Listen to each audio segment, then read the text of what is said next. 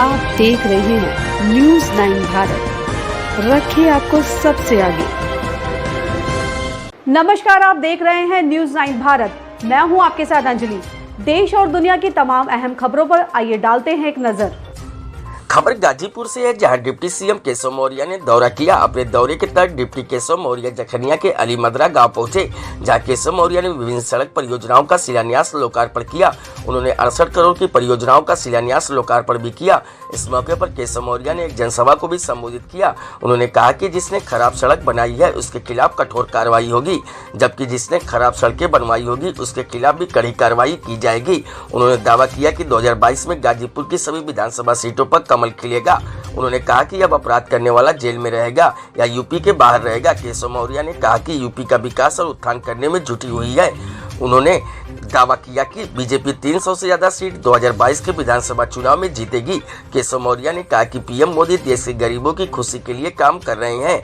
आने वाले समय में यूपी के हर गांव को 24 घंटे बिजली मिलेगी।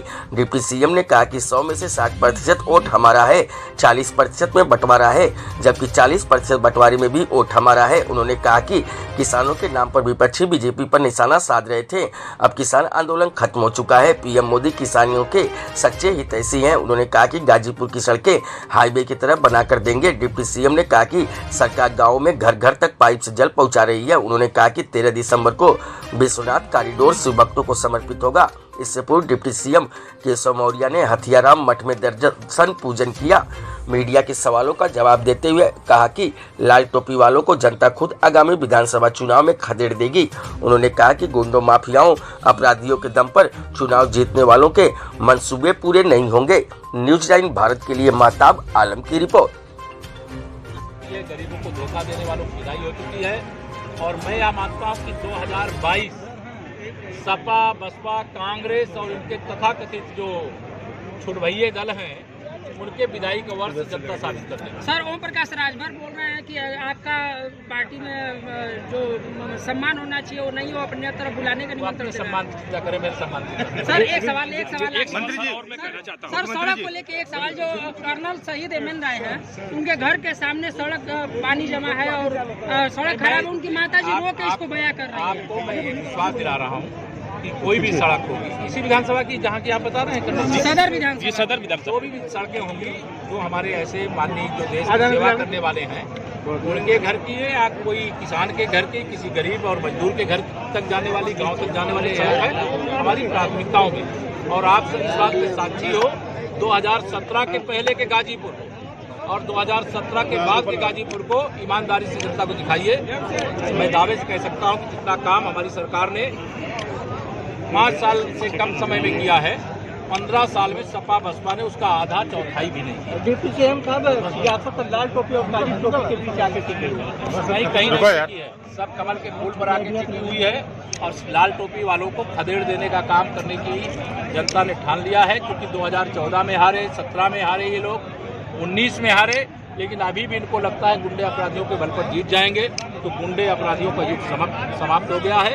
अब विकास का युग आ गया है, सुशासन का युग आ गया है, कमल के फूल का युग आ गया है, भाजपा का युग आ गया है, गरीब और किसान मजदूर का युग आ गया है। और इससे इनके बस की बात मैं नाम उनका सबका नहीं लेना चाहता। ये सारे विरोधी मिल जाएं तो भी मैं एक नारा लगाता हूं, 100 में 60 हमारा है, 60% वोट हमारा है, 40% वोटों में बंटवारा है और बंटवारे में भी हमारा है।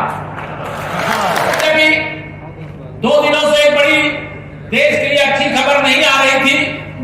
हमारे देश के पूर्व सेना अध्यक्ष और तीनों सेनाओं के जो सीनियर्स के रूप में चार्ज संभालते थे, बिपिन सिंह रावत साहब, जनरल बिपिन सिंह रावत सहित हमारे 13 सैनिकों का उनकी पत्नी के सहित एक हेलीकॉप्टर दुर्घटना में बलिदान हो गया और उस बलिदान के कारण से पूरा देश दुखी है। मैं भी आज गाजीपुर की धरती से उनको अपनी विनम्र श्रद्धांजलि अपनी ओर से भी, प्रदेश की 24 करोड़ जनता की ओर से और आप सबकी ओर से मैं अर्पित करता हूं। लेकिन दूसरी खुशी की बात यह है कि अभी देश में किसान आंदोलन चल रहा था। उस किसान आंदोलन की आड़ में कौन था? सपा, बसपा, कांग्रेस आदि जितने भी भाजपा विरोधी, नरेंद्र मोदी जी के विरोधी राजनीति राजनीतिक नेता थे, सब उसके पीछे खड़े थे, लेकिन कड़वा किसान आंदोलन भी खत्म हो गया। मालूम है कि नहीं आप लोग? मालूम है 2022 में भी